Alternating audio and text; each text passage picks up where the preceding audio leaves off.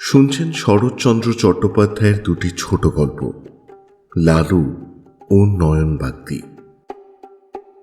কথাসাহিত্যিক শরৎচন্দ্র চট্টোপাধ্যায় 1876 সালের 15 September British ভারতের প্রেসিডেন্সি বিভাগের হুগলি জেলার দেবানন্দপুর গ্রামে এক দরিদ্র ব্রাহ্মণ পরিবারে জন্মগ্রহণ করেন। তার রচিত উপন্যাসগুলির মধ্যে শ্রীকান্ত, দেবদাস, পরিণীতা, চরিত্রহীন এবং পথের দাবি বিশেষভাবে জনপ্রিয়। এছাড়াও তিনি তার জীবনকালে লিখে গেছেন অজস্র ছোট গল্প, প্রবন্ধ এবং নাটক। তার সাহিত্যকর্মকে ঘিরে ভারতীয় উপমহাদেশে এখনো পর্যন্ত প্রায় 50টিরও বেশি চলচ্চিত্র বিভিন্ন ভাষায় তৈরি হয়েছে। তার মধ্যে সবথেকে উল্লেখযোগ্য হল দেবদাস। এই উপন্যাসটি বাংলা, হিন্দি এবং তেলেগু ভাষায় মোট 8 বার তৈরি হয়েছে। উনি মাত্র 61 বছর বয়সে 1938 সালের 16 জানুয়ারি ইহলোক পরিত্যাগ করেন। আজ 15 সেপ্টেম্বর, লেখকের জন্মদিবস উপলক্ষে আমাদের বিশেষ নিবেদন নয়ন বাগদি। আসুন শোনা যাক।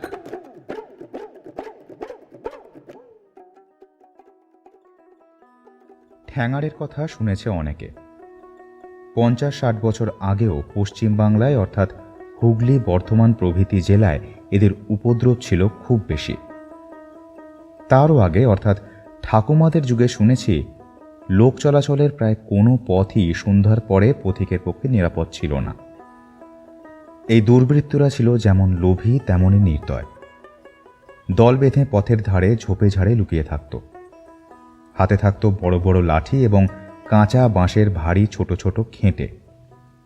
তাকে বলতো পাড়া। পথিক চলে গেলে তার পা লক্ষ্য করে পিছন থেকে ছুঁড়ে মারত সেই পাড়া। অব্যর্থতার সন্ধান। অতর্কিতে পায়ে চোট খেয়ে সে যখন পথের উপরে মুখ থুবড়ে পড়ত, তখন সকলে ছুটে এসে দুমদাম করে লাঠি মেরে তার জীবন শেষ করত। এদের ভাবনা চিন্তা, বাছবিচার কিচ্ছু নেই। এদের হাতে প্রাণ দিয়েছে এমন অনেক লোককে আমি নিজের চোখেই দেখেছি। ছোটবেলায় আমার মাছ ধরবার বাতিক ছিল খুব বেশি। অবশ্য খুব বড় ব্যাপার কিছু নয়, ওই পুঁটি, চেলা প্রভৃতি ছোট ছোট মাছ। ভোর না হতেই ছিপ হাতে নদীতে গিয়ে হাজির হতাম। আমাদের গ্রামের প্রান্তে হাজা মজা ছোট নদীটায় কোথাও কোমরের বেশি জল নেই, পুরোটাই শ্যাওলাতে ঢাকা। তারই মাঝে মাঝে যেখানে একটু ফাঁক সেখানেই এইসব ছোট ছোট মাছ খেলা করে বেড়াত। বড়শিতে টোপ গেঁথে সেইগুলো ধরায় ছিল আমার বড় আনন্দ। একলা নদীর তীরে মাছের সন্ধানে ঘুরতে ঘুরতে কত দিন দেখেছি কাদায় শ্যাওলায় মাখামাখি মানুষের মৃতদেহ। কোনোটার মাথা থেকে হয়তো তখনও রক্ত ঝরে জলটা রাঙা হয়ে আছে। নদীর দুই তীরেই ঘন বন জঙ্গল। কি জানি কোথাকার মানুষ কোথা থেকে ঠ্যাঙাড়েরা মেরে এনে এই জনবিরল নদীর পাঁকে পুঁতে দিত। এর জন্য কখনো দেখিনি পুলিশ আসতে, কখনো দেখিনি গ্রামের কেউ গিয়ে থানায় খবর দিয়ে এসেছে। এত ঝামেলা ঝঞ্ঝাট কে করবে? তারা চিরদিন শুনে আসছে পুলিশ ঘাঁটাতে নেই, তার ত্রিসীমানার মধ্যে যাওয়াও বিপজ্জনক। বাঘের মুখে পড়েও দৈবাত বাঁচা যায়, কিন্তু ওদের হাতে কদাচ নয়। কাজে এই দৃশ্য যদি কারো চোখে পড়ত, সে চোখ ফিরিয়ে নিঃশব্দে অন্যত্র সরে যেত। তারপর রাত এলে শিয়ালের দল বেরিয়ে মহা সমারোহে নৈশভোজ শেষ করে নদীর জলে আঁচিয়ে মুখ ধুয়ে ঘরে ফিরে যেত। মরার চিহ্ন মাত্র থাকত না। একদিন আমার নিজেরও হয়তো ওই দশাই ঘটত। খুব বাঁচা বেঁচে গিয়েছিলাম। সেই গল্পটাই বরং বলি এখন। আমার বয়স তখন 12 বছর। সকালে ছুটির দিনে ঘরের মধ্যে লুকিয়ে বসে ঘুড়ি তৈরি করছি। কানে গেল ওপাড়ার নয়ন বাগদির গলা। সে আমার ঠাকুমাকে বলছে, গোটা 5 টাকা দাও দিগিরি দিদি ঠাকুরন, তোমার নাতিকে দুধ খাইয়ে শোধ দেব। ঠাকুমা নয়নচাঁদকে বড় ভালোবাসতেন। জিজ্ঞেস করলেন, হ্যাঁ রে, হঠাৎ এত টাকার কি দরকার হলো রে নয়ন? একটা ভালো গরু আনবো গো দিদি ঠাকুরন। বসন্তপুরে আমার পিসিমার বাড়ি। তা পিস্তু তো ভাই বলে পাঠিয়েছে যে 4-5টা গরু সে আর রাখতে পারছে না, আমাকে একটা দিয়ে দেবে। তা তোর ভাই কি তোর কাছে গরুর জন্য টাকা নেবে নাকি? হ্যাঁ, না গো, ভাই কিচ্ছুটি নেবে না, তবু গোটা 5 টাকা সঙ্গে রাখা তো ভালো, তাই আর কি। ঠাকুমা আর কিছু না বলে 5টা টাকা এনে তার হাতে দিলেন। সে প্রণাম করে চলে গেল। আমি শুনেছিলাম বসন্তপুরে নাকি ভালো ছিপ পাওয়া যায়, সুতরাং নিঃশব্দে তার সঙ্গ নিলাম। মাইল 2 কাঁচা পথ পেরিয়ে গ্র্যান্ড ট্রাঙ্ক রোড ধরে বসন্তপুরে যেতে হয়। মাইলখানে গিয়ে কি জানি কেন নয়ন হঠাৎ পেছনে ফিরে তাকায়, দেখে আমি তার পিছু নিয়েছি। ভয়ানক রাগ করল সে। তুমি এখানে কি করছো গো খোকা বাবু? আমিও যাব তোমার সাথে। না না, একদমই না খোকা বাবু, তুমি বাড়ি ফিরে যাও। না না, আমি যাবই তোমার সাথে। শুনেছি বসন্তপুরে নাকি ভালো ছিপ পাওয়া যায়। তুমি ছিপের জন্যে বসন্তপুর যাচ্ছ? হ্যাঁ তো। আচ্ছা ঠিক আছে, আমি তোমার জন্যে একটা কেন 10টা ছিপ নিয়ে আসবো খন। কিন্তু বাড়ি ফিরে যাও খোকা বাবু, কথা শোনো, বাড়ি ফিরে যাও। না না, আমি যাব তোমার সাথে। অনেক কাকুতি মিনতি করলাম, কিন্তু সে শুনল না। আমাকে জোর করে বাড়িতে ফিরিয়ে নিয়ে এলো। আমার কান্নাকাটি দেখে ঠাকুমা একটু নরম হলেন বটে, কিন্তু নয়নচাঁদ কিছুতেই সম্মত হলো না। বলল, দিদি ঠাকুরন, যেতে আসতে 7-8 ক্রোশের বেশি হবে না। জ্যোৎস্না রাত স্বচ্ছন্দে নিয়ে যেতে পারতুম, কিন্তু পথটা ভালো নয়, ভয় আছে। বেলাবেলি যদি ফিরতে না পারি, তখন একটা গরু সামলাবো নাকি ছেলে সামলাবো, না নিজেকে সামলাবো, কি করব বলো তো দিদি ঠাকুরন? পথে ভয়টা যে কি তা এই অঞ্চলের সবাই জানে। ঠাকুমা একেবারে বেঁকে দাঁড়ালেন, বললেন, না না, কখনো না। যদি পালিয়ে যাস তোর স্কুলের মাস্টার মশাইকে চিঠি লিখে পাঠাবো, তিনি 50 ঘা বেতের ঘা দেবেন তোকে। নিরুপায় হয়ে আমি তখন অন্য ফোন দিয়ে আঁটলাম। নয়ন চলে গেলে আমি, ঠাকুমা, আমি পুকুর পাড়ে নিয়ে আসছি। এই বলে তেল মেখে গামছা নিয়ে বেরিয়ে পড়লাম।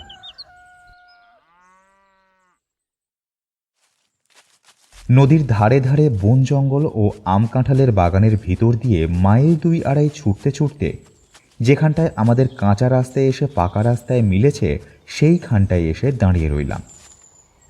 মিনিট 10 পরে দেখি নয়ন আসছে। সে আমাকে দেখে প্রথমটা খুব বকল। যাই বলো খোকা বাবু, তুমি কিন্তু কাজটা একদম ভালো করনি কো। তারপর আমি কি করে এসেছি শুনে হেসে ফেলল। বলল, চলো খোকা বাবু, যা অদৃষ্টে আসে তাই হবে। এত দূর যখন এসেই গেছি, তখন তো আর ফিরতে পারি না। সাতগান একটা দোকান থেকে নয়ন মুড়ি মুড়কি বাতাসা কিনে আমার কোচার খুঁটে বেঁধে দিল। খেতে খেতে প্রায় দুপুরবেলা। দুজনে বসন্তপুরে এসে নয়নের পিসির বাড়িতে পৌঁছলাম। পিসির অবস্থা সচ্ছল। বাড়ির নিচেই কুন্তি নদী, ছোট কিন্তু জল আছে, জোয়ার ভাটা খেলে। স্নান করে এলাম। ওদের বড় বউ কলা পাতায় চিঁড়ে গুড় দুধ কলা দিয়ে ফলাহারের জোগাড় করে দিল। খাওয়া হলে নয়নের পিসি বলল, ছেলে মানুষ, 4-5 ক্রোশ পথ হেঁটে এসেছো, আবার যেতে হবে। এখন বরং একটু ঘুমাও বাবা, তারপরে বেলা বাড়লে যাবে খন। পিসির ছোট ছেলে ছিপ কেটে আনতে গেল। নয়ন আর আমি দুজনেই পথ হেঁটে এমনই ক্লান্ত হয়েছিলাম যে আমাদের যখন ঘুম ভাঙল তখন বিকেল 4টে বেজে গেছে। এই দেখে নয়ন একটু চিন্তিত হলো, কিন্তু মুখে কিছুই বলল না। মিনিট 10 মধ্যেই আমরা বেরিয়ে পড়লাম। যাবার সময় নয়ন তার পিসিকে বলল, পিসি, 5টা টাকা প্রণামী রাখো, আমি গরু নিয়ে চললুম। ছি ছি বাবা, এ কি বলছিস? আমি তোর থেকে টাকা নেব? তাই কি হয়? তার চেয়ে বরং ওই টাকায় তুই ছেলে মেয়েদের বাতাসা কিনে দিস। বেরিয়ে বেশ তাড়াতাড়ি হেঁটে চলেছে। আমার কাঁধে ছিপের তাড়া, নয়নের বাঁ হাতে গরুর দড়ি, ডান হাতে 4 হাত লম্বা বাঁশের লাঠি। কিন্তু গরু নিয়ে দ্রুত চলা যায় না। 2 ক্রোশ যেতে না যেতেই সন্ধে নেমে আকাশে চাঁদ দেখা দিল। রাস্তার দুধারেই বড় বড় অশ্বত্থ, বট আর পাকুড় গাছ ডালে ডালে মাথায় মাথায় ঠেকে এক হয়ে আছে। পথ অন্ধকার, শুধু কেবল পাতার ফাঁকে ফাঁকে জ্যোৎস্নার ম্লান আলো স্থানে স্থানে পথের উপরে এসে পড়েছে। নয়ন বলল, খোকাবাবু, তুমি আমার বাঁ দিকে এসে তোমার বাঁ হাতে গরুর দড়িটা ধরো, আমি থাকি তোমার ডাইনে। কেন নয়নদা? না, এমনি আর কি। চলো যাই। আমি ছেলে মানুষ হলেও বুঝতে পারলাম নয়নের কণ্ঠস্বরে উদ্বেগ পরিপূর্ণ। এরপর আমরা ক্রমশ পাকা রাস্তা ছেড়ে কাঁচা রাস্তায় এসে পড়লাম। দুপাশের বন জঙ্গল আরও ঘন হয়ে এলো। বহু প্রাচীন সুবৃহৎ পাকুড় গাছের সারি মাথার উপরে পাতার অবিচ্ছিন্ন আবরণে কোথাও এতটুকু ফাঁক রাখেনি যে একটু চাঁদের আলো এসে পড়ে। সন্ধ্যায় চাষিদের ছেলেরা এই রাস্তাতেই গরুর পাল বাড়ি নিয়ে গেছে। তাদের খুরের ধুলো এখনও নাকে মুখে ঢুকছে। এমনি সময়ে সামনেই হাত 50-60 দূর থেকে একটা আর্তনাদ কানে এলো। বিদীর্ণ কণ্ঠের ডাক এলো, বাবা গো, বাবা গো, মেরে ফেললে গো, কে কোথায় আছো? রক্ষা করো, রক্ষা করো। সঙ্গে সঙ্গে লাঠির ধূপ ধাপ দুম দাম শব্দ। মেরে ফেললো। তারপরে হঠাৎ সবকিছুই চুপচাপ। নয়ন স্তব্ধ হয়ে দাঁড়িয়ে পড়ল, যা, শেষ হয়ে গেল। কি কি কি কি কি শেষ হয়ে গেল নয়নদা? একটা মানুষ। এই বলেই কিছুক্ষণ চুপ করে দাঁড়িয়ে সে যেন কি ভাবল। গরু বাঁয়ে, নয়ন ডাইনে, আমি উভয়ের মাঝখানে। ছোটবেলা থেকে শুনে আসছে, সুতরাং বালক হলেও বুঝলাম সমস্তটা। কে কোথায় আছো গো, রক্ষা করো। কে কোথায় আছো গো, রক্ষা করো, রক্ষা করো। তখনও দু কানে বাজছে। ভয়ে ভয়ে পড়লাম, নয়নদা, ওরা যে সব সামনে দাঁড়িয়ে, আমরা যাব কি করে? আমাদেরকেও ধরে মারে যদি? না খোকা বাবু, আমি থাকতে মারবে না। ওরা ঠ্যাঙারে কিনা, আমাদের দেখলেই পালাবে। ওরা ভারী ভীতু। গরু, আমি ও নয়নচাঁদ 3 জনে ধীরে ধীরে এগোতে লাগলাম। ভয়ে আমার পা কাঁপছে, নিঃশ্বাস ফেলতে পারি না এমনই অবস্থা। গাছের ছায়া আর ধুলোর আঁধারে এতক্ষণ কিছুই দেখা যায়নি। 15-20 হাত এগিয়ে চোখে পড়ল জনা 5-6 লোক যেন ছুটে গিয়ে পাকুড় গাছের আড়ালে লুকালো। নয়ন হঠাৎ দাঁড়িয়ে পড়ে হাঁক দিল। সে কি ভয়ানক গলা! খবরদার, বামুনের ছেলে সঙ্গে আছে। পাবরা ছুঁড়ে মারলে তোদের একটাকেও জ্যান্ত রাখবো না, এই সাবধান করে দিলাম। তবে ওদিক থেকে কেউ জবাব দিল না। আমরা আরও খানিকটা এগিয়ে এসে দেখি একটা লোক উপুর হয়ে রাস্তার ধুলোয় পড়ে। অল্প স্বল্প চাঁদের আলো তার গায়ে লেগেছে। নয়ন ঝুঁকে দেখে হায় হায় করে উঠল। তার নাক দিয়ে, কান দিয়ে, মুখ দিয়ে রক্ত ঝরে পড়ছে। শুধু পা দুটো তখনও থরথর করে কেঁপে চলেছে। কাঁধের ভিক্ষের ঝুলিটা তখনও কাঁধে, কিন্তু চালগুলো ছড়িয়ে পড়েছে ধুলোয়। হাতের একতারাটা লাঠির ঘায়ে ভেঙে চুরে খানিকটা ছিটকে পড়ে আছে। নয়ন সোজা হয়ে উঠে দাঁড়ালো, বলল, ওরে শয়তানের দল, নরকের কীট, তোরা মিছিমিছি একজন বৈষ্ণবের প্রাণ নিলে। হে তোরা কি করেছিস? কিন্তু এইবারেও ওদিক থেকে কোনো সাড়া দিল না।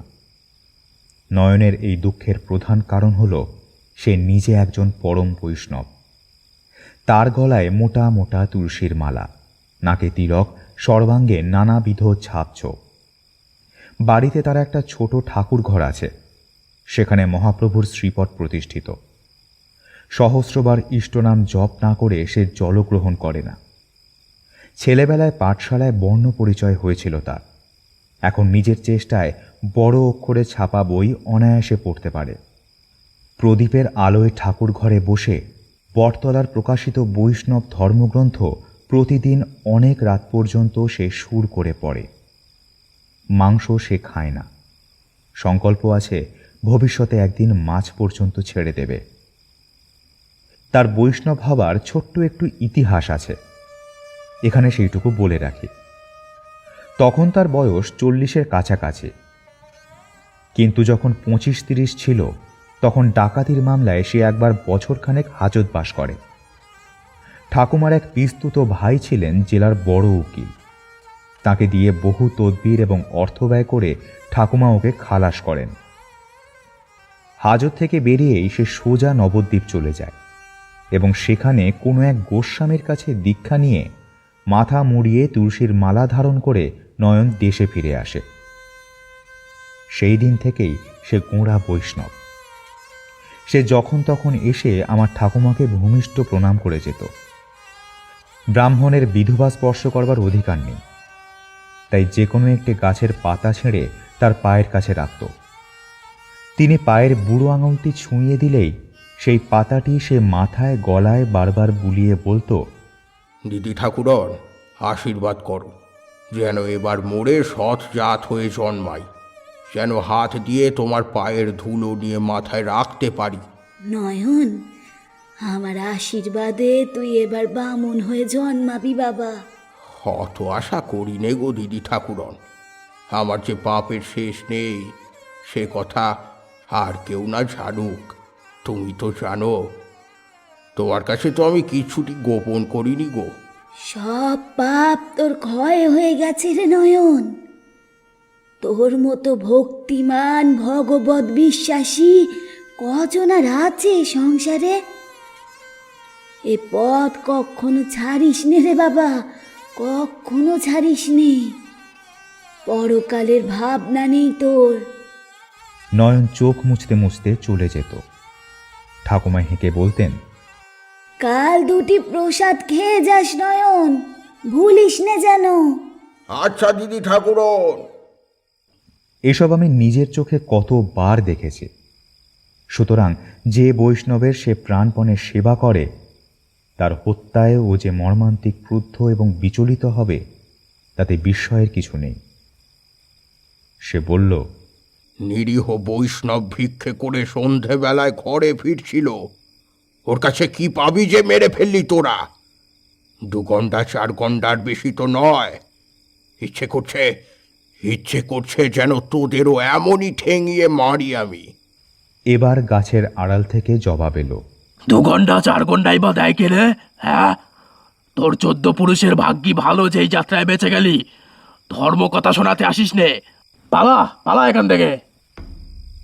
কথা তার শেষ না হতেই নয়ন যেন বাঘের মতো গর্জে উঠল, বটেরে হারামজাদা, পালাবো?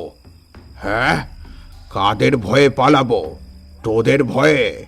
তখন নয়ন ট্যাঙ্ক থেকে 5টা টাকা বার করে এক হাতের টাকা ঝনঝন করে অন্য আর এক হাতের মুঠোয় নিয়ে বলল, হ্যাঁ, এতগুলো টাকার মায়া ছাড়িস না তা বলে দিলাম।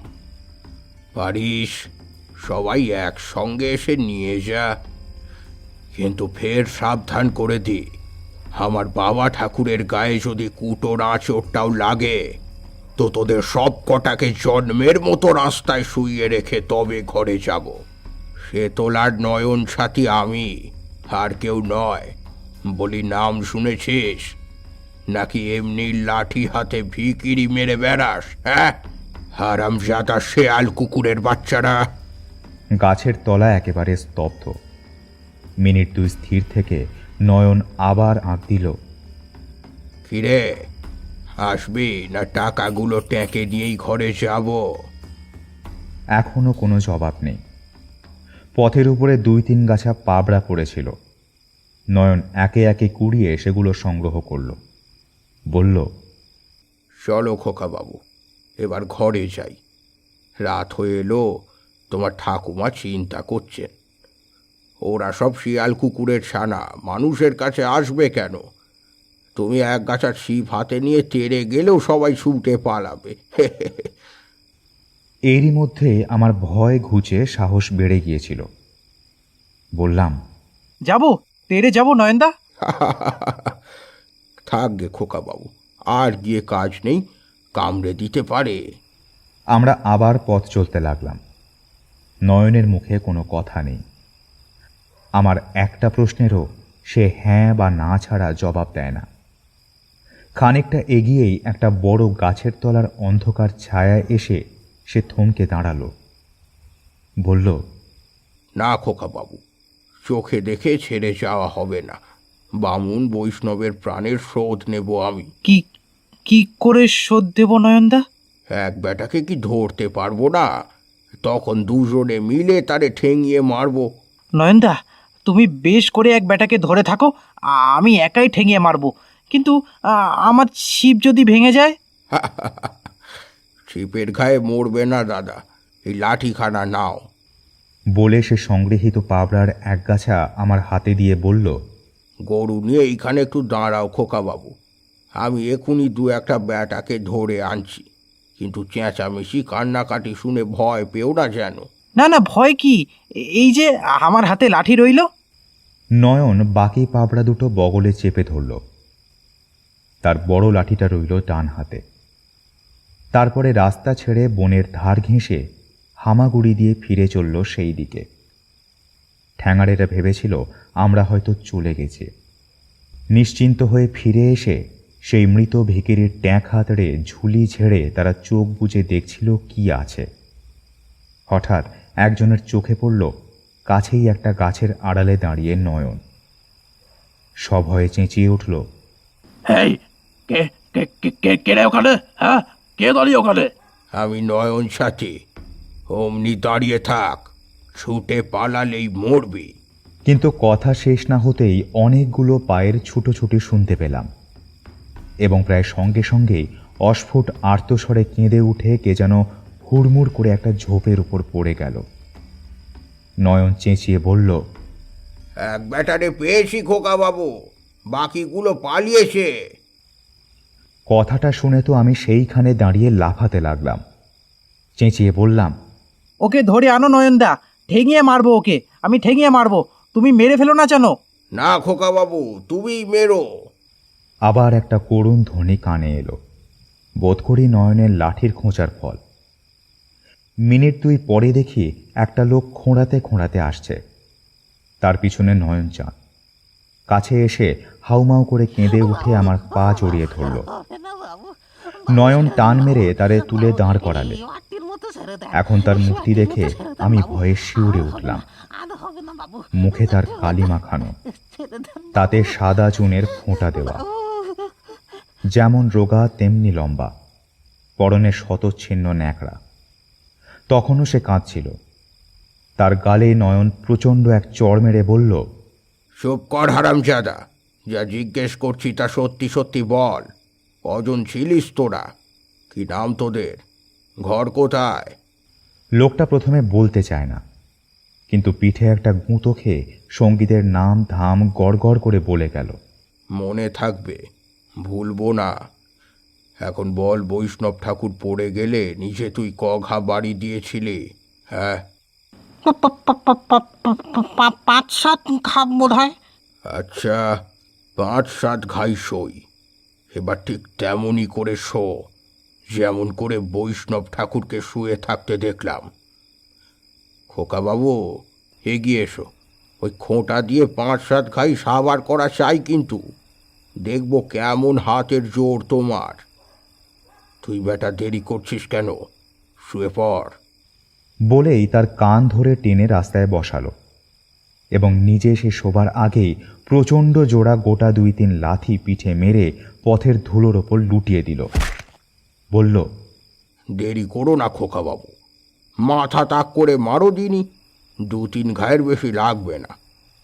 নয়নদার গলার স্বর গেল বদলে। চোখ মুখ যেন কেমন হয়ে গেছে। চেহারা দেখে আমার গায়ে কাঁটা দিল। নতুন খেলা শুরু করব কি? ভয়ে আমার হাত পা কাঁপতে লাগলো। কাঁদো কাঁদো হয়ে বললাম, আমি পারবো না নয়নদা, আমি পারবো না। পারবে না? তবে আমি শেষ করে দিই। না না না নয়নদা, না, মেরো না, মেরো না ওকে, ওকে ছেড়ে দাও, ছেড়ে দাও ওকে। কিন্তু লোকটা লাথি খেয়ে সেই যে শুয়ে পড়েছিল আর নড়ে চড়েনি, প্রাণ ভিক্ষাও চায়নি, একটা কথা পর্যন্ত না। চলো ওকে বেঁধে নিয়ে গিয়ে থানায় ধরিয়ে দিই। থানায়? পুলিশের হাতে? হ্যাঁ, ও যেমন মানুষ মেরেছে, তারাও তেমনি ওকে ফাঁসি দেবে। যেমন কর্ম তেমনি ফল। নয়ন খানিকক্ষণ চুপ করে রইল, তারপরে তাকে একটা লাঠির ঠেলা দিয়ে বলল, হ্যাঁ, ওরে ওঠ রে, ওরকম মরার মতো শুয়ে আছিস কেন? ব্যাটা মরে গেল নাকি? যা দুর্বল দেখছি, দুদিন হয়তো পেটে এক মুঠো অন্নও নেই, আবার পথে এসেছে লোক ঠেঙাতে। হ্যাঁ, যা বেটা, দূর হ, উঠে ঘরকে যা। সে কিন্তু তেমনিই রইল পড়ে। নয়ন তখন হেঁট হয়ে তার নাকে হাত দিয়ে বললে, না, মরেনি, অজ্ঞান হয়ে আসে। জ্ঞান হলে আপনি ঘরে যাবে। চলো খোকাবাবু, আমরাও ঘরে যাই, অনেক দেরি হয়ে গেল। তোমার ঠাকুমা এবার খুব চিন্তা করবেন গো। পথে যেতে যেতে বললাম, ডাকাতটাকে কেন ছেড়ে দিলে নয়নদা? পুলিশে ধরিয়ে দিলে বেশ হতো না? কেন গো খোকাবাবু?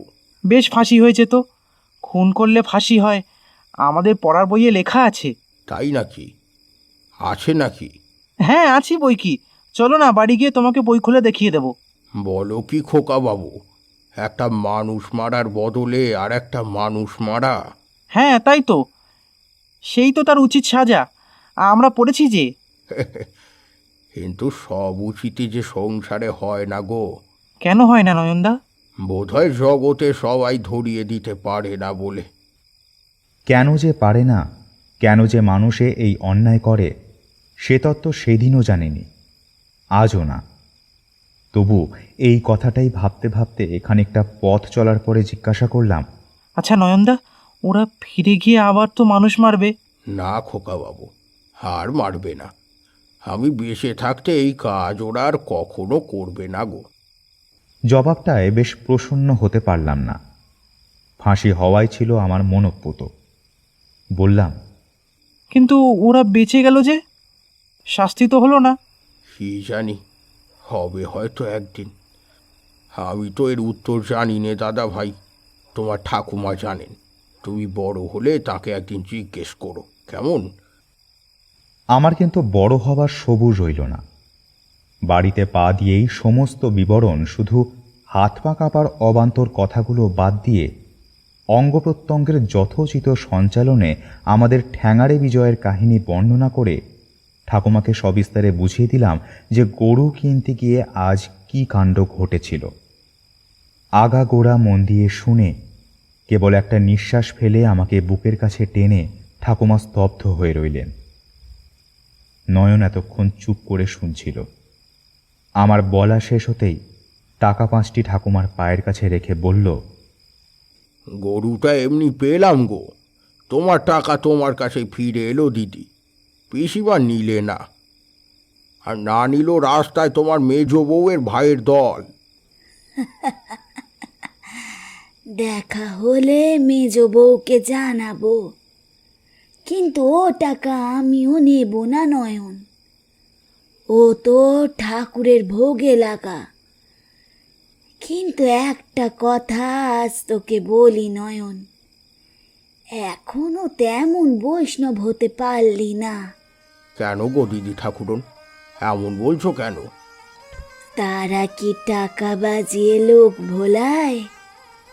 ধর যদি লোভ সামলাতে না পেরে ছুটেই আসতো, তাহলে আরো গোটা 5-6 মরতো, তাতে আমার পাপের ভাগ কতটুকুই বা বাড়তো।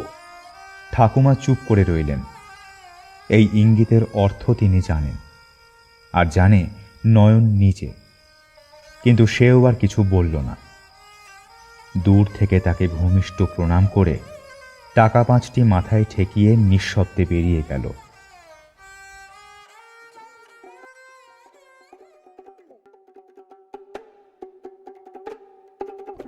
তো কেমন লাগছে আমাদের গল্প? ভালো মন্দ যাই লাগুক না কেন, জানান আমাদের। নিচের কমেন্ট বক্স তো খোলাই রয়েছে আপনাদের জন্য। আজ 15ই সেপ্টেম্বর, লেখকের জন্মদিবস উপলক্ষে আমাদের বিশেষ নিবেদন লালু। আসুন শোনা যাক। ও হ্যাঁ, সাবস্ক্রাইব করতে ভুলবেন না যেন।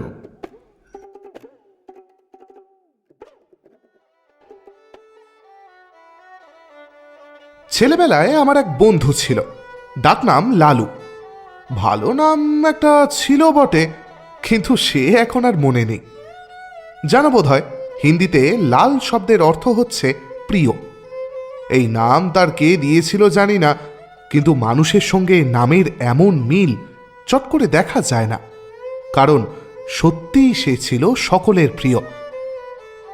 সে বহুকাল আগের কথা। তখন আমাদের বয়স কতই বা হবে, 10 কি 11। আমি আর লালু একই স্কুলে একই ক্লাসে পড়তাম। মানুষকে ভয় দেখাবার, জব্দ করবার কত কৌশলই যে লালুর মাথায় ছিল তার ইয়ত্তা নেই।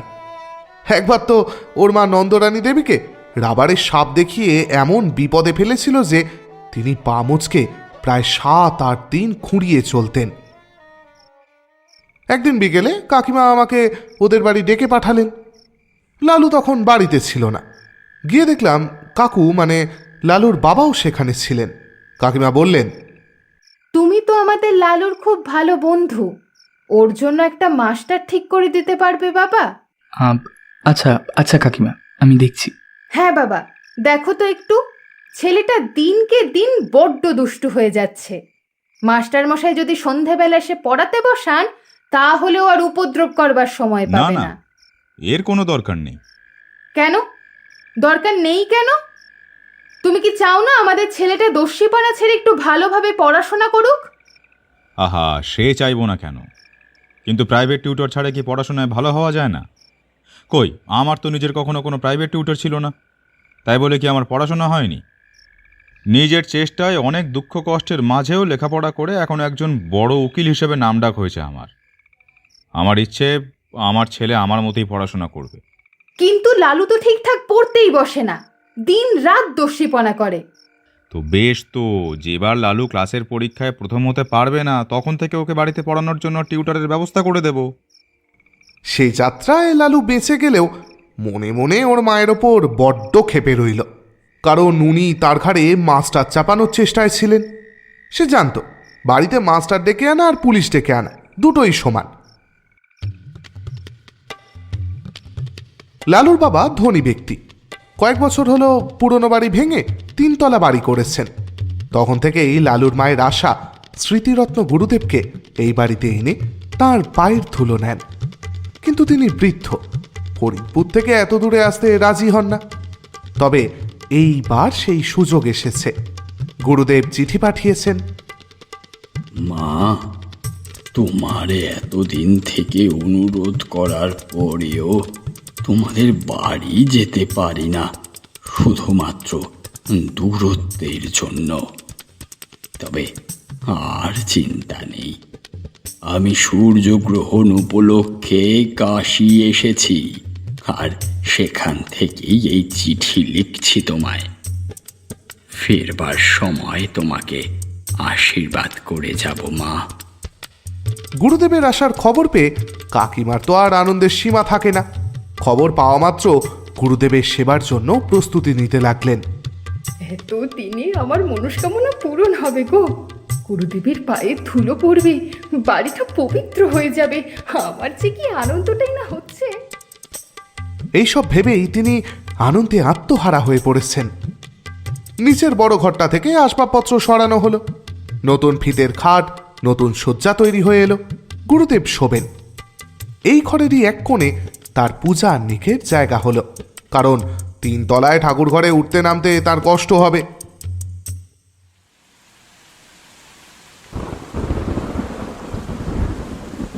দিন কতক পরে গুরুদেব এসে উপস্থিত হলেন, কিন্তু কি দুর্যোগ! আকাশ সে কালো মেঘের ঘটা, যেমন ঝড় তেমনি বৃষ্টি, তার আর বিরাম নেই। এদিকে মিষ্টি তৈরি করতে, ফল ফুল সাজাতে লালুর মা নিঃশ্বাস নেওয়ারও সময় পাচ্ছেন না। তারই মধ্যে নিজের হাতে ঝেড়ে ঝুড়ে মশারি গুঁজে দিয়ে বিছানা করে গেলেন। নানা কথাবার্তায় রাত হয়ে গেল। পথশ্রমে ক্লান্ত গুরুদেব রাতের খাবার সেরে শুয়ে পড়লেন। এরপর চাকর বাকর সব ছুটি পেল।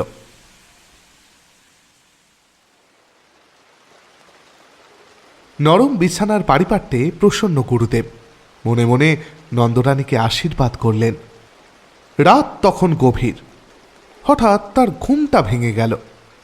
ছাদ ছুঁয়ে মশারি ফুঁড়ে তার অত্যন্ত প্রিয় পেটের ওপর জল পড়ছে। উফ, কি ঠান্ডা সে জল! শশব্যস্ত হয়ে বিছানার বাইরে এসে পেটটা মুছে ফেললেন। বললেন, ওহ, এই নতুন বাড়ি করলে নন্দরানী, কিন্তু পশ্চিমের কড়া রোদে ছাদটা এর মধ্যেই ফেটেছে দেখছি। উফ, ভালো লাগে না। ফিতের খাট, ভারী নয়। মশারি শুদ্ধ সেটা ঘরের আর এক ধারে টেনে নিয়ে গিয়ে আবার শুয়ে পড়লেন। কিন্তু 8 মিনিটের বেশি নয়। চোখ দুটো সবে বুঝেছেন, অমনি 2-4 ফোঁটা তেমনি ঠান্ডা জল টপ টপ করে পেটের ঠিক সেই জায়গাটার ওপরই ঝরে পড়ল। গুরুদেব স্মৃতিরত্ন আবার উঠলেন, আবার খাট টেনে অন্যদিকে নিয়ে গেলেন। আরে ওহো, ছাদটা দেখছি এই কোণ থেকে ওই কোণ পর্যন্ত পুরো ফেটে গেছে। আবার শুলেন, আবার সেই একইভাবে পেটের ওপর জল ঝরে পড়ল। আবার উঠে পেটের জল মুছে খাটটা টেনে নিয়ে আর এক ধারে গেলেন। কিন্তু শোয়া মাত্রই আবার তেমনি জলের ফোঁটা। আবার টেনে নিয়ে আর এক ধারে গেলেন, কিন্তু সেখানেও তেমনি। এবার দেখলেন বিছানাটাও ভিজেছে, শোয়ার জো নেই। স্মৃতিরত্ন পড়লেন মহাবিপদে। বুড়ো মানুষ, অজানা জায়গায় দরজা খুলে বাইরে যেতেও ভয় করে, আবার ঘরের ভিতরে থাকাও তো বিপজ্জনক। কি জানি, ফাটা ছাদ ভেঙে হঠাৎ যদি মাথায় পড়ে। ভয়ে ভয়ে দরজা খুলে তিনি বারান্দায় এলেন। সেখানে লণ্ঠন একটা জ্বলছে বটে, কিন্তু কেউ কোথাও নেই। ঘোর অন্ধকার। যেমন বৃষ্টি তেমনি ঝোড়ো হাওয়া, দাঁড়াবার জো নেই। কোথায় চাকর বাকর, কোন ঘরে শোয়ে তারা, কিছুই জানেন না তিনি। চেঁচিয়ে ডাকলেন, কিন্তু কারো সাড়া পাওয়া গেল না। একধারে একটা বেঞ্চি ছিল। লালুর বাবার গরিব মক্কেল যারা আসে তারাই এসে বসে সেখানে। গুরুদেব অগত্যা তাতেই বসলেন। আত্মমর্যাদা যথেষ্ট লাঘব হলেও মনে মনে ভাবলেন যে উপায় আর কি। উত্তরের বাতাসে বৃষ্টির ছাটের আমেজ রয়েছে, শীতে গা শিরশির করে। কোঁচার খুঁটটা গায়ে জড়িয়ে নিয়ে পা দুটো যতটা সম্ভব হয় ওপরে তুলে মোটামুটি একটু আরাম উপভোগ করার ব্যবস্থা করে নিলেন। এই মাঝরাতে লাগাতার দুর্বিপাকে তার দেহ অবশ, মন তিক্ত, ঘুমে চোখের পাতা ঢুলে আসছে। এইভাবে অতিরিক্ত পরিমাণে রাতের খাবার খেয়ে আর রাত জেগে তার শরীরে যে অম্বল দেখা দিয়েছে তা তিনি ভালোভাবেই বুঝতে পারলেন। এর মধ্যে হঠাৎ আবার নতুন এক উপদ্রব এসে জুড়ে বসল। পশ্চিমের বড় বড় মশারা দোকানের পাশে এসে গান শুরু করে দিয়েছে। ঘুম ঘুম চোখের অনিচ্ছা সত্ত্বেও চোখ সজাগ হয়ে উঠল এই ভয়ে যে কি জানি এরা সংখ্যায় কত। মাত্র মিনিট 2 অনিশ্চিত নিশ্চিত হল। গুরুদেব বুঝলেন সংখ্যা এরা অগণিত, আর এই মশার বাহিনীকে উপেক্ষা করে এমন বীরপুরুষ এই বিশ্বে মনে হয় না কেউ আছে। যেমন তার জুলুনি তেমনি তার চুলকুনি। স্মৃতিরত্ন আর সময় নষ্ট না করে সেখান থেকে উঠে সামনে এগিয়ে গেলেন, কিন্তু মশার বাহিনী তার সঙ্গ ছাড়ল না। ঘরের মধ্যে জলের জন্য যেমন, ঘরের বাইরে মশার জন্য তেমন। অবিরত হাত পা ছোঁড়া, ঘন ঘন গামছা ঘোরানো, কিছুতেই সে মশার বাহিনীর আক্রমণ থেকে নিজেকে বাঁচাতে পারেন না গুরুদেব। বারে বারে শুধু এ পাশ থেকে ও পাশে ছুটে বেড়াতে লাগলেন। শীতের মধ্যেও যেন তিনি ঘামতে লাগলেন। ইচ্ছে হলো ডাক ছেড়ে চেঁচান, কিন্তু সেটা নিতান্তই ছেলে মানুষই হয়ে যাবে ভেবে এড়িয়ে গেলেন। মনে মনে ভাবলেন, নন্দরানী নরম বিছানায় মশারির মধ্যে আরামে ঘুমিয়ে আছে। শুধু নন্দরানী কেন, এই বাড়ির প্রত্যেকেই এখন নিশ্চিন্তে ঘুমাচ্ছেন। কিন্তু তাঁর ভাগ্যেই শুধু সারা রাত দুর্ভোগ লেখা ছিল হয়তো। এমন সময় তিনি শুনতে পেলেন কোথাকার ঘড়িতে 4টে বাজল।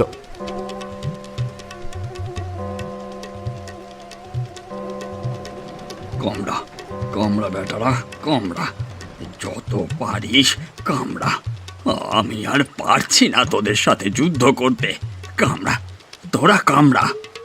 এই বলেই বারান্দার একটা কোণে পিঠের দিকটা যতটা সম্ভব বাঁচিয়ে ঠেস দিয়ে বসে পড়লেন। সকাল পর্যন্ত যদি প্রাণটা থাকে তো এই দুর্ভাগা দেশে আর নয়। প্রথম যেই গাড়ি পাবো সেই গাড়িতেই দেশে পালাবো। কি কুক্ষণে যেখানে আসতে গেলাম কে জানে। এতদিনে বোঝা গেল এখানে আসতে কেন আমার মন সায় দিত না। এই সব বলতে বলতে কখন যে তিনি গভীর নিদ্রায় পাড়ি দিলেন তার টের পেলেন না স্মৃতিরত্ন।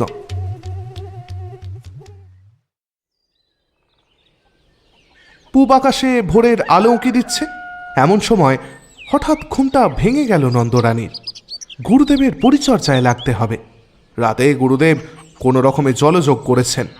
যদিও গুরুদেব বলেছেন যে আয়োজন অনেক হয়েছে, কিন্তু নন্দরানীর মন ভরেনি। তার মনে আক্ষেপ থেকে গেছে গুরুদেবের খাওয়া তেমন ভালোভাবে হয়নি। তাই আজ দিনের বেলা মনের মতো করে গুরুদেবের সেবা করবেন তিনি। এইসব ভাবতে ভাবতেই নিচে নেমে এসে দেখেন দোর খোলা। এই বাবা, ছি ছি ছি ছি ছি, গুরুদেব বোধহয় আগেই উঠে পড়েছেন। গুরুদেব তাঁর আগে উঠেছেন এই ভেবে একটু লজ্জাবোধ হলো তাঁর। কিন্তু ঘরের মধ্যে মুখ বাড়িয়ে দেখতেই তিনি একটু অবাক হলেন। কই, গুরুদেব তো ঘরে নেই। আর ঘরের এরকম হাল হলো কিভাবে? দক্ষিণ দিকের খাট, উত্তর দিকে তার ক্যাম্বিসের ব্যাগটা জানলা ছেড়ে মাঝখানে নেমেছে। কোষাকুষি, আসন প্রভৃতি পূজার নিকে জিনিসপত্রগুলো সব এলোমেলোভাবে এদিক ওদিক ছড়িয়ে ছিটিয়ে পড়ে রয়েছে। নন্দরানীর মাথায় তো কিচ্ছু ঢুকলো না। বাইরে এসে তিনি চাকরদের ডাকলেন, এই কে আছিস, শিগগিরই এখানে আয়। তাঁরা কেউ তখন ওঠেনি। তবে গুরুদেব একা একা গেলেন কোথায়? এই ভাবতে ভাবতে হঠাৎ তার চোখে পড়ল, আরে ওটা কি? এক্ষুনি আলো অন্ধকারে মানুষের মতো কি একটা বসে আছে মনে হচ্ছে না? সাহসে ভর করে একটু কাছে গিয়ে ঝুঁকে দেখেন তার গুরুদেব। অব্যক্ত আশঙ্কায় চেঁচিয়ে উঠলেন। ঠাকুরমশাই, ও ঘুম ভেঙে ঠাকুরমশাই। স্মৃতিরত্ন চোখ মেলে চাইলেন। তারপরে ধীরে ধীরে সোজা হয়ে বসলেন। নন্দরানী ভয়ে, ভাবনায়, লজ্জায় কেঁদে ফেলে জিজ্ঞেস করলেন, ঠাকুরমশাই, আপনি এখানে কেন? আর রাত দুঃখের আর পারছিল না যে মা। কেন বাবা? নতুন বাড়ি করেছো বটে, কিন্তু ছাদ কোথাও আর আস্ত নেই। সারা রাতের বৃষ্টি বাদল বাইরে তো পড়েনি, পড়েছে পড়েছে আমার এই গায়ের উপর। খাট টেনে যেখানেই নিয়ে যাই সেখানেই পড়ে জল। পাছে ছাদ ভেঙে মাথায় পড়ে, তাই পালিয়ে এলাম বাইরে। কিন্তু তাতে কি আর রক্ষে আছে মা?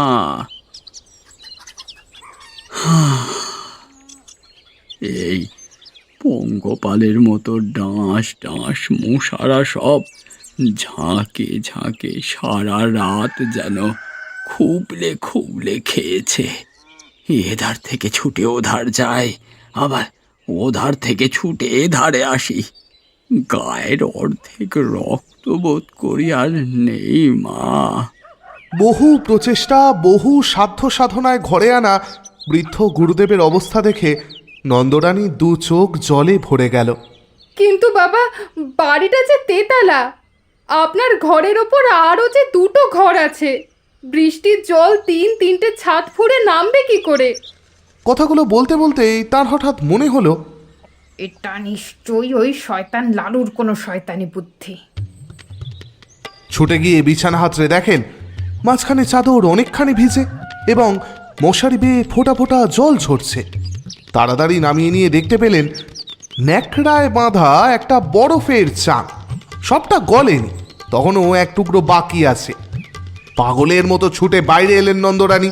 চোখের সামনে যে যে চাকরকে পেলেন তাদেরকেই চেঁচিয়ে হুকুম দিলেন, হারামজাদা লেলো কোথায়? কাজকর্ম চুলোয় যাকগে। বজ্জারটাকে যেখানে পাবি মারতে মারতে এক্ষুনি ধরে নিয়ে আয় আমার সামনে। লালুর বাবা তক্ষুনি নিচে নামছিলেন। স্ত্রীর কাণ্ড দেখে হতবুদ্ধি হয়ে গেলেন। আহা, এত উত্তেজিত কেন তুমি? কি হয়েছে, এটা কি?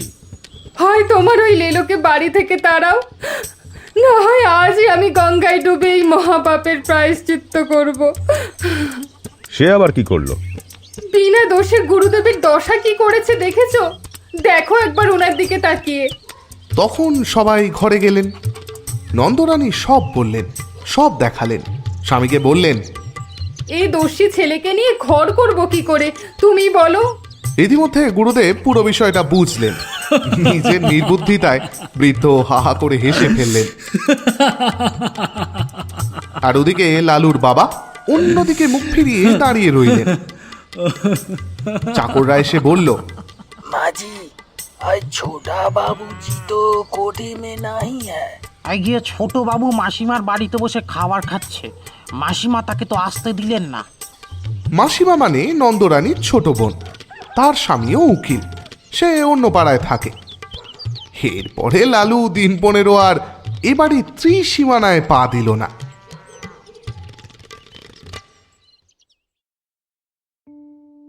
এরপর কেটে গেল বেশ কয়েকটা বছর। এরই মধ্যে লালু অগুন্তি কাণ্ড ঘটিয়ে ফেলেছে। আমরা তখন স্কুল ছেড়ে কলেজে ভর্তি হয়েছি। লালু বলল, আমি ব্যবসা করব। তার মায়ের কাছে 10 টাকা চেয়ে নিয়ে সে ঠিকাদারি শুরু করে দিলে। আমরা বললাম, এই লালু, তোর পুঁজি তো মাত্র 10 টাকা।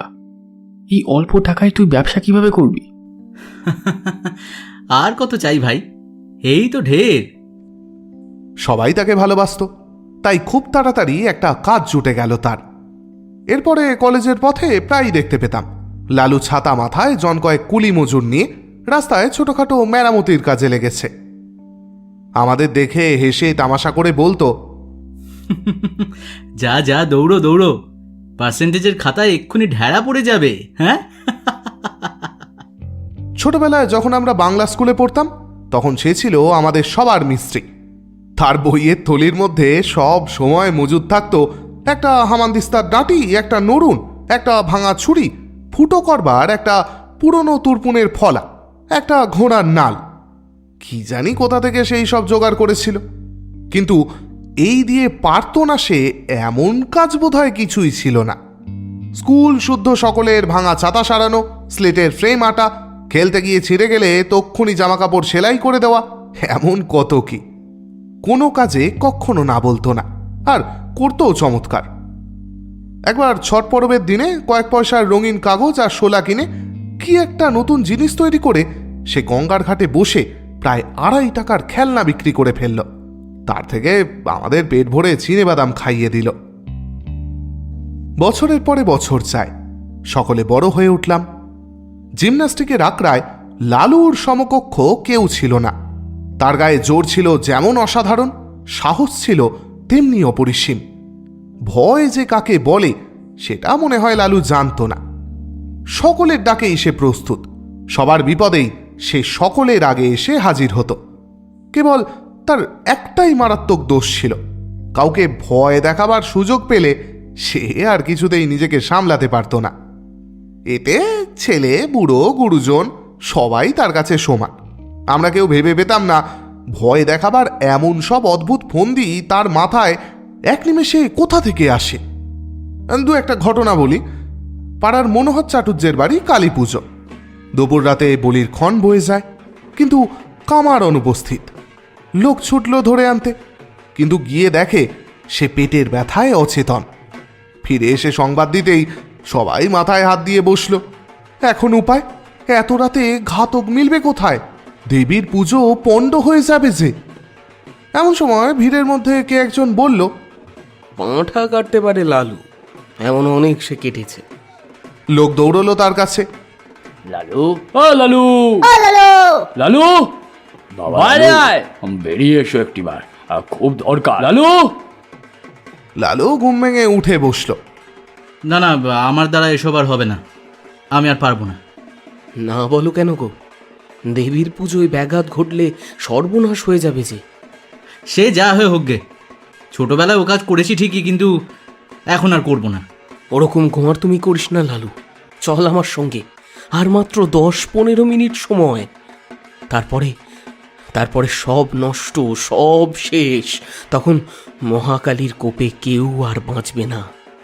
অবশেষে লালুর বাবা এসে আদেশ দিলেন যেতে। লালু, ওরা নিরুপায় হয়েই এসেছেন তোমার কাছে, না গেলে যে ঘোর অন্যায় হবে। তুমি যাও। এই আদেশ অমান্য করার সাধ্য লালুর নেই। লালুকে দেখে চাটুর্যে মশাইয়ের ভাবনা ঘুচল। সময় নেই, তাড়াতাড়ি পাঁঠা উৎসর্গিত হয়ে কপালে সিঁদুর, গলায় জবার মালা পরে হাঁড়ি কাঠে পড়ল। বাড়িসুদ্ধ সকলের মামা রবের প্রচণ্ড চিৎকারে নিরুপায় নিরীহ জীবের শেষ আর্তকণ্ঠ কোথায় ডুবে গেল। লালুর হাতের খড়গ নিমেষে ঊর্ধ্বত্থিত হয়ে সজোরে নামল। তারপরে বলির ছিন্ন কণ্ঠ থেকে রক্তের ফোয়ারা কালো মাটি রাঙা করে দিল। লালু ক্ষণকাল চোখ বুজে রইল।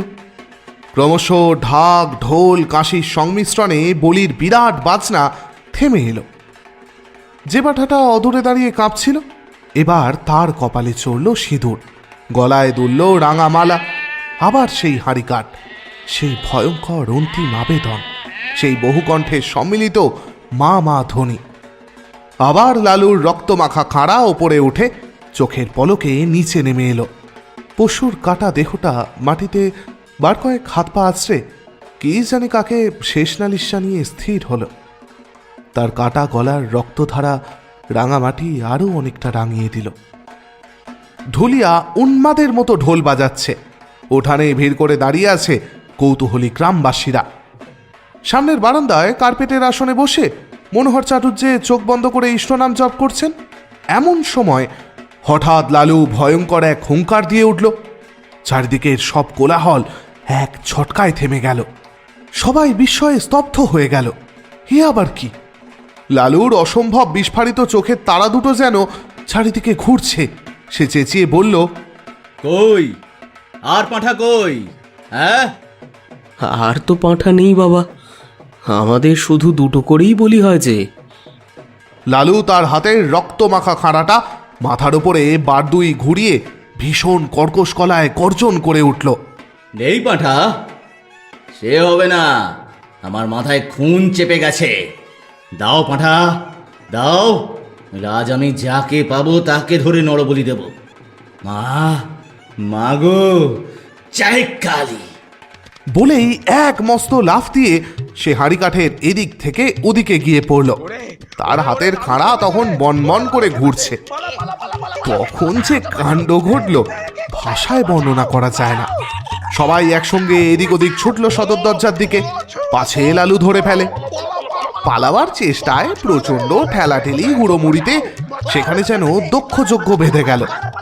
কেউ পড়েছে গড়িয়ে, কেউ হামাগুড়ি দিয়ে কারোর পায়ের ফাঁকের মধ্যে মাথা গলিয়ে বেরোবার চেষ্টা করছে। কারোর গলা কারোর বগলের চাপের মধ্যে পড়ে দম আটকাবার মতো হয়েছে। একজন আরেকজনের ঘাড়ের ওপর দিয়ে পালাবার চেষ্টায় ভিড়ের মধ্যে মুখ থুবড়ে পড়ছে।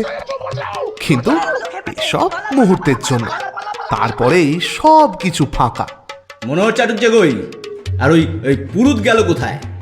কোথায় সব লুকিয়ে আছে? হ্যাঁ, আজ আমি কাউকে ছাড়বো না, কাউকে না। পুরুত রোগালোক, সে গন্ডগোলের আঁচ পেয়ে আগেই গিয়ে লুকিয়েছে প্রতিমার আড়ালে। গুরুদেব কুশাসনে বসে চণ্ডীপাঠ করছিলেন। তাড়াতাড়ি উঠে ঠাকুর দালানের একটা মোটা থামের পিছনে গা ঢাকা দিয়েছেন। কিন্তু বিপুল আয়তন দেহ নিয়ে মনোহর চাটুর্যের পক্ষে ছুটোছুটি করা কঠিন। লালু এগিয়ে গিয়ে বাঁ হাতে তার একটা হাত চেপে ধরল। এই এই এই, পালাচ্ছ কোথায়? পালাচ্ছ কোথায়? চলো চলো, হাড়ি কাঠে গিয়ে গলা দেবে। চলো চলো আমার সাথে। এই বলে লালু তার বাঁ হাতে চাটুর্যের একটা হাত চেপে ধরল, আর ডান হাতে ধরে আছে খাঁড়া। ভয়ে মনোহরের প্রাণ উড়ে গেল। কাঁদো কাঁদো গলায় মিনতি করতে লাগলেন, লালু বাবা, স্থির হয়েছে দেখো, আমি পাঁঠা নই, মানুষ। আমি সম্পর্কে তোমার জ্যাঠামশাই হই বাবা। তোমার বাবা আমার ছোট ভাইয়ের মতো। সে জানি না, এখন আমার খুন চেপেছে, খুন। চলো, তোমাকে আমি বলি দেব। মায়ের আদেশ, সেটা অমান্য করার উপায় নেই। চলো। না বাবা, মায়ের আদেশ নয়, কখনো নয়। মা যে জগৎ জননী। জগৎ জননী, সে জ্ঞান আছে তোমার? আর দেবে পাঁঠা বলি? ডেকে পাঠাবে আমাকে পাঁঠা কাটতে? বলো। কোনোদিন নয় বাবা, আর কোনোদিন নয়। মায়ের সামনে দিন সত্যি করছি, আজ থেকে আমার বাড়িতে বলি বন্ধ। ঠিক তো? কথা দিচ্ছ? ঠিক বাবা, ঠিক। আর কখনো কখনো না। আমার হাতটা ছেড়ে দাও, ছেড়ে দাও বাবা। একবার একবার পায়খানায় যাব। আচ্ছা যাও, তোমাকে ছেড়ে দিলাম। কিন্তু পুরুতটা কোথায় পালালো? আর আর গুরুদেব, সে কোথায়? এই বলে লালু আবার একটা হুঙ্কার দিয়ে লাফ মেরে ঠাকুর দালানের দিকে এগিয়ে যেতেই প্রতিমার পিছনে ও থামের আড়াল থেকে দুটো আলাদা আলাদা গলার ভয়ার্ত কান্নার শব্দ ভেসে এলো। সরু ও মোটা মিলিয়ে সেই শব্দ এমন অদ্ভুত ও হাস্যকর যে লালু নিজেকে আর সামলাতে পারল না। হাসতে হাসতে দুম করে মাটিতে খাড়াটা ফেলে দিয়ে এক দৌড়ে বাড়ি ছেড়ে পালালো। তখন আর কারোর বুঝতে বাকি রইল না যে ওইসব খুনটুন চাপা মিথ্যে, সব তার চালাকি। লালু শয়তানি করে এতক্ষণ সবাইকে ভয় দেখাচ্ছিল। মিনিট পাঁচেকের মধ্যে যে যেখানে পালিয়েছিল সে সেখান থেকে আবার ফিরে এলো।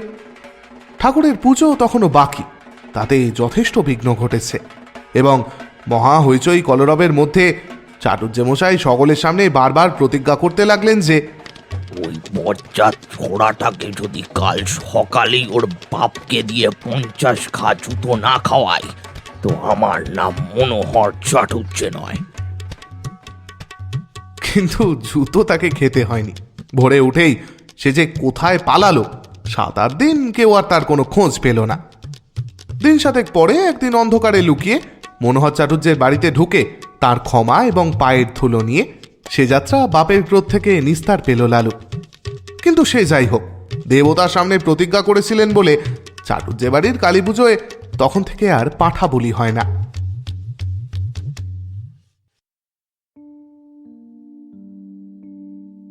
এরপর কেটে গেল আরো কয়েক বছর। ঠিকাদার হিসেবে লালুর বেশ নামডাক হয়েছে।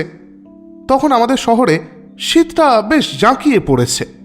এমন সময় হঠাৎ আমাদের গ্রামে কলেরা দেখা দিল। তখনকার দিনে ওলা ওঠার নাম শুনলে মানুষ ভয়ে জ্ঞান বুদ্ধি সব হারিয়ে ফেলত। কারোর কলেরা হয়েছে শুনতে পেলে সে পাড়ায় আর মানুষ থাকতো না। এমনকি মারা গেলে দাহ করার লোক মেলাও দুষ্কর হয়ে উঠত। কিন্তু সে দুর্দিনেও আমাদের ওখানে একজন ছিলেন যার কখনো কোনো কাজে আপত্তি ছিল না। গোপাল খুড়ো তার নাম। জীবনের ব্রত ছিল মরা পোড়ানো। কারোর কঠিন অসুখ হয়েছে শুনলে তিনি ডাক্তারের কাছে প্রতিদিন খবর নিতেন। আশা নেই শুনলে খালি পায়ে গামছা কাঁধে তিনি ঘন্টা 2 আগেই সেখানে গিয়ে হাজির হতেন। আমরা কয়েকজন ছিলাম তার চেলা। মুখ ভার করে বলে যেতেন, ওরে আজ রাতটা একটু সতর্ক থাকিস, ডাকলে যেন সাড়া পাই। রাজদ্বারে শ্মশানে চ জ্যোষ্ঠিষ্ঠতি সবান্ধব, শাস্ত্রবাক্য মনে আছে তো সবার? হ্যাঁ আগে খুড়ো, মনে আছে বই কি। আপনি ডাক দিলেই আমরা সবাই গামছা সমেত বেরিয়ে পড়ব। আপনি কোনো চিন্তা করবেন না। বেশ বেশ, এই তো চাই। এর চেয়ে পুণ্যকর্ম সংসারে আর নেই, বুঝলে? আমাদের দলের মধ্যে লালু একজন ছিল। ঠিকাদারির কাজে বাইরে না গেলে সে কখনো না বলতো না। সেদিন সন্ধ্যাবেলা বিষণ্ণ মুখে খুড়ো এসে বললেন, হ্যাঁ, বিষ্ণু পণ্ডিতের পরিবারটা বুঝি আর রক্ষে পেল না রে। আমরা সবাই চমকে উঠলাম। অত্যন্ত গরিব বিষ্ণু ভট্টাচার্যের কাছে বাংলা স্কুলে আমরা ছেলেবেলায় পড়েছিলাম। তিনি নিজে ছিলেন চিররুগ্ন এবং চিরকালই স্ত্রীর ওপর ছিলেন একান্তভাবে নির্ভরশীল। তবে এখন তার নিজের বলতে আর কেউ রইল না। তার মতো নিরীহ অসহায় মানুষ জীবনে আর দুটো দেখিনি আমি। তাই আমাদের মনটা খারাপ হয়ে গেল খুড়োর কাছে দুঃসংবাদটা শুনে। যাই হোক, রাত তখন আন্দাজ 8টা। দড়ির খাটে বিছানা সমেত পণ্ডিতের স্ত্রীকে আমরা ঘর থেকে উঠানে নামালাম। পণ্ডিত মশাই ফ্যালফ্যাল করে তাকিয়ে রইলেন। সংসারে কোনো কিছুর সঙ্গেই সে চাহনির তুলনা হয় না, এবং সে চাহনি একবার দেখলে সারা জীবনে আর ভোলা যায় না।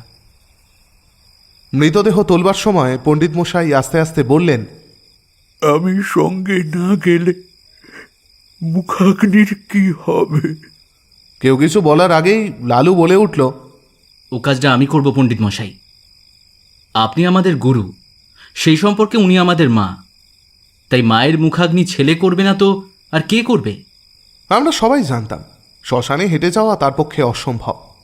বাংলা স্কুল মিনিট 5 পথ, হাঁপাতে হাঁপাতে সেটুকু আসতেও তার আধ ঘন্টার বেশি সময় লাগত। লালুর কথা শুনে পণ্ডিত মশাই একটু চুপ করে থেকে বললেন,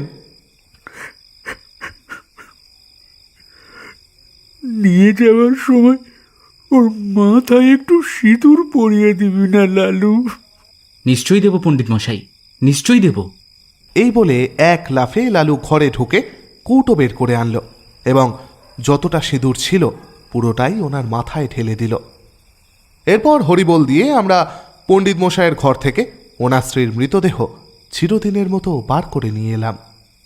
পণ্ডিত মশাই খোলা দরজার চৌকাঠে হাত দিয়ে ছলছল চোখে তেমনই চুপ করে দাঁড়িয়ে রইলেন। গঙ্গার তীরে শ্মশান অনেক দূর, প্রায় ক্রোশ 3। সেখানে পৌঁছে যখন আমরা সব নামালাম তখন রাত 2টো। লালু খাট ছুঁয়ে মাটিতে পা ছড়িয়ে বসল, কেউ কেউ যেখানে সেখানে শান্তিতে চিত হয়ে শুয়ে পড়ল। শুক্লা দ্বাদশীর উজ্জ্বল জ্যোৎস্নায় বালির কণাগুলো ছিকছিক করছে। অনেক বড় শ্মশান, কিন্তু একেবারেই জনশূন্য। গঙ্গার ওপার থেকে কনকনে উত্তরে হাওয়ায় জলে ঢেউ উঠছে, তার কোনো কোনোটা আবার লালুর পায়ের প্রায় নিচে পর্যন্ত আছাড় খেয়ে খেয়ে পড়ছে। শহর থেকে গরুর গাড়িতে পোড়াবার কাঠ আসে, কি জানি সে কতক্ষণে এসে পৌঁছবে। আধ ক্রোশ দূরে পথের ধারে ডোমেদের বাড়ি। আসার সময় আমরা তাদের হাঁক দিয়ে এসেছি, তাদের আসতেই না জানি কতক্ষণ সময় লাগবে। এরই মধ্যে গঙ্গার ওপারে দিগন্তে একটা গাঢ় কালো মেঘ উঠে প্রবল উত্তরে হাওয়ায় হু হু করে এপারে ছুটে আসতে লাগল। গোপাল খুড়ো একটু ভয়ে ভয়েই বললেন, লক্ষণ ভালো ঠেকছে না রে, বৃষ্টি হতে পারে। এই শীতে জলে ভিজলে আর রক্ষে থাকবে না। কাছে আবার কোথাও কোনো আশ্রয়ও নেই, একটা বড় গাছ অবধি চোখে পড়ছে না। কিছুটা দূরে ঠাকুর বাড়ির আমবাগানে মালিদের ঘর আছে বটে, কিন্তু অতটা রাস্তা ছোটা তো আর মুখের কথা নয়। দেখতে দেখতে আকাশ গেলছে, চাঁদের আলো ডুবলো অন্ধকারে। ওপার থেকে বৃষ্টির শোঁশো শব্দ এলো কানে। ধীরে ধীরে সেটা আরও স্পষ্ট হয়ে উঠল। আগাম 2-10 ফোঁটা সকলেরই গায়ে এসে পড়ল তীরের মতো। কি করি ভাবতে ভাবতেই মুষল ধারায় বৃষ্টি নেমে এলো। মরা রইল পড়ে, প্রাণ বাঁচাতে কে যে কোথায় ছুট দিল তার ঠিকানা নেই। জল থামলে ঘণ্টাখানেক পরে একে একে সবাই ফিরে এলাম। মেঘ গেছে কেটে, চাঁদের আলো ফুটেছে দিনের মতো। ইতিমধ্যে গরুর গাড়িও এসে গেছে। গাড়োয়ান কাঠ ও সপ্তাহের অন্যান্য উপকরণ নামিয়ে দিয়ে ফিরে যাওয়ার উদ্যোগ করছে, কিন্তু ডোমেদের দেখা নেই। গোপাল খুড়ো বললেন, ও ব্যাটারা ওই রকমই, শীতে ঘর থেকে বেরুতে চায় না। এরই মাঝে মণি বলল, সে তো নয় হলো খুড়ো, কিন্তু লালু এখনো ফিরল না কেন? হ্যাঁ, সে তো বলেছিল মুখে আগুন দেবে, ভয় বাড়ি পালালো নাকি? ওটাও হয়েছে ওই রকম। যদি এতই ভয় তাহলে মরা শুয়ে বসতে যাওয়া কেন বাপু? ওর জায়গায় আমি থাকলে বজ্রঘাত হলেও মরা ছেড়ে যেতুম না। ছেড়ে গেলে কি হয় খুড়ো? কি হয়? হ্যাঁ, তা কত কি হয়, শ্মশান ভূমি কি না।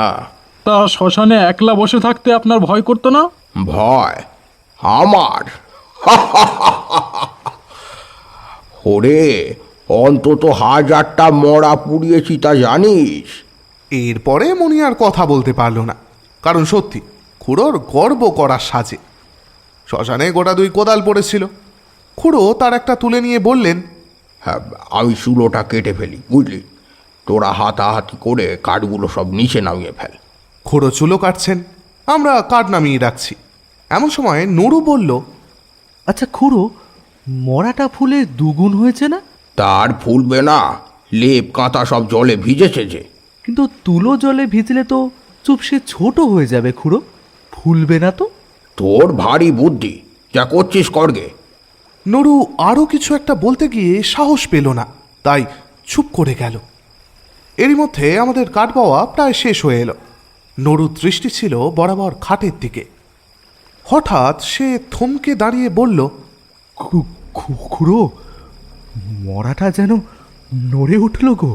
খুড়োর হাতের কাজ শেষ হয়েছিল, কোদালটা ছুঁড়ে ফেলে দিয়ে বললেন, তোর মতো ভীতু মানুষ আমি আর দুটো দেখিনি নড়ু। তুই আসিস কেন এসব কাজে?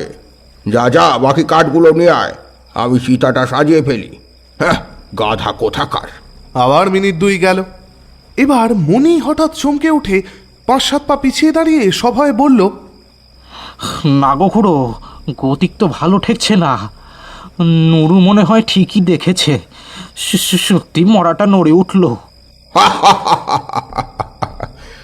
ওইটুকু সব পুচকে পুচকে সোঁড়া, তোরা ভয় দেখাবি আমাকে? হ্যাঁ, যে 1000-এর উপর মরা পড়িয়েছে তাকে। ওই দেখুন খুড়ো, মরাটা আবার নড়ছে। হ্যাঁ, নড়ছে বই কি, ভূত হয়ে তোকে খাবে বলে। মুখের কথাটা তার শেষ হলো না। হঠাৎ লেপ কাঁথা জড়ানো মরা হাঁটু গেড়ে খাটের ওপর বসে ভয়ঙ্কর বিশ্রী খনা গলায় চেঁচিয়ে উঠল, না, নুরুকে না, গোপালকে খাবো, গোপালকে খাবো। বাবারে, ওকে ওকে, ওরে বাবারে, ওরে বাবারে। আমরা সবাই মারলাম ঊর্ধ্বশ্বাসে দৌড়। গোপাল খুড়োর সামনে ছিল কাঠের স্তূপ, তিনি ছিলেন উপরের দিকে, তাই আমাদের পিছনে ছুটতে না পেরে ঝাঁপিয়ে গিয়ে পড়লেন গঙ্গার জলে। সেই কনকনে ঠান্ডা এক বুক জলে দাঁড়িয়ে চেঁচাতে লাগলেন, ভূতে খেয়ে ফেললে গো, রাম রাম রাম রাম রাম রাম রাম রাম রাম রাম রাম রাম রাম। এদিকে সেই ভূত তখন তার মুখের ঢাকা ফেলে দিয়ে চেঁচাতে লাগলো, ওরে মনি, ওরে নুরু, আরে পালাস না রে,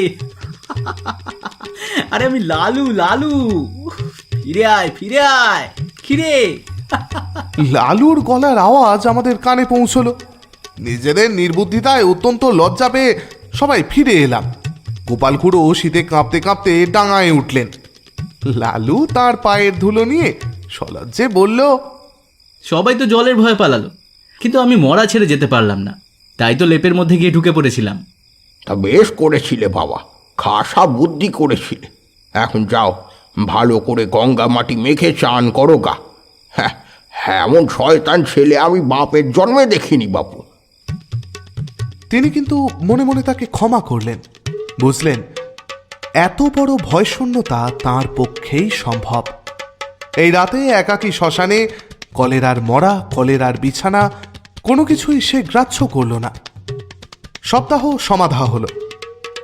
আমরা গঙ্গায় স্নান সেরে যখন বাড়ি ফিরলাম, তখন সবেমাত্র সূর্যোদয় হয়েছে।